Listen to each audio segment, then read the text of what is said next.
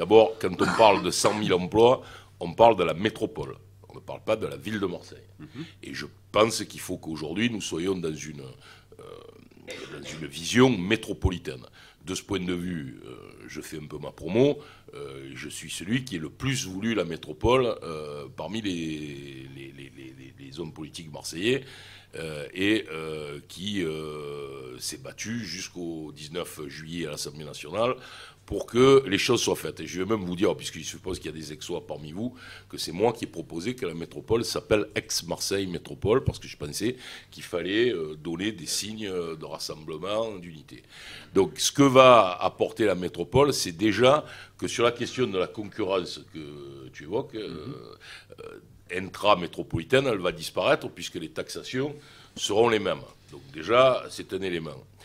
Alors, maintenant, comment on fait? Moi, pour Marseille, je chiffre environ à 50 000 emplois le besoin intramuros de Marseille.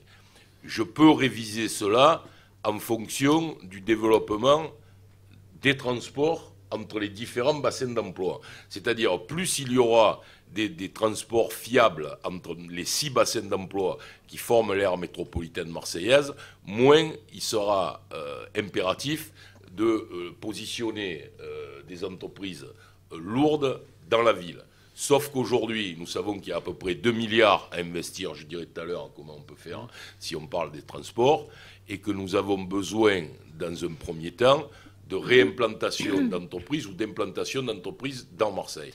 Après, dans la ville intramuros, les quartiers nord, dont on parle sur la sécurité, la pauvreté, tout ce que vous voulez, ils ont été créés entre 1962 et 1965 pour accueillir les rapatriés. Parce que ça fait partie d'une histoire marseillaise qui est totalement oubliée. Et on a commencé à construire les cités. Et contrairement à ce qu'on pense, les cités, on ne les a pas construites pour les immigrés africains, on les a construites pour les rapatriés. Bon, petit à petit, ils sont partis. Mais il n'y a jamais eu d'activité économique dans les quartiers nord. Donc on n'a pas implanté des cités au milieu d'usines, comme c'est le cas par exemple à Vaux-en-Velin, comme ça peut être le cas en banlieue parisienne. On les a implantés dans des champs, des chèvreries, des cultures de légumes, etc. Et l'enjeu pour nous, qui est tout à fait décisif, c'est dans ces zones-là d'implanter des entreprises. Alors comment on fait? D'abord, on crée une agence de développement économique sur le modèle d'Only Lyon. Only du mot anglais. On le fait avec le MEDEF, on le fait avec la Chambre de commerce, on le fait avec la métropole, bien sûr. Là, on fait quoi? On fait un laboratoire d'ingénierie, d'intelligence économique. C'est-à-dire qu'on a toutes les informations qui parviennent à un endroit et on sait que tel groupe qui est installé à Berlin va vouloir s'installer en France, et vous le savez, avant le comité d'entreprise. Enfin, il y a des gens qui travaillent là-dessus. Et à ce moment-là, c'est là où le maire de Marseille, ou le président de la métropole, ou son adjoint, peu importe, prend son téléphone et on commence à appeler les gens. Et là, on leur dit, voilà, vous voulez venir, nous, on a des terrains. Deuxième chose, faire une foncière.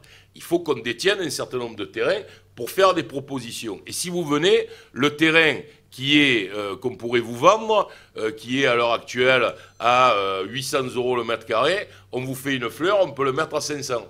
Et puis votre taxe foncière, pendant 3 ans, je ferai voter dans les lieux où se votent les taxes foncières, c'est-à-dire à la mairie, au conseil général, à la métropole, je vous ferai voter un abattement.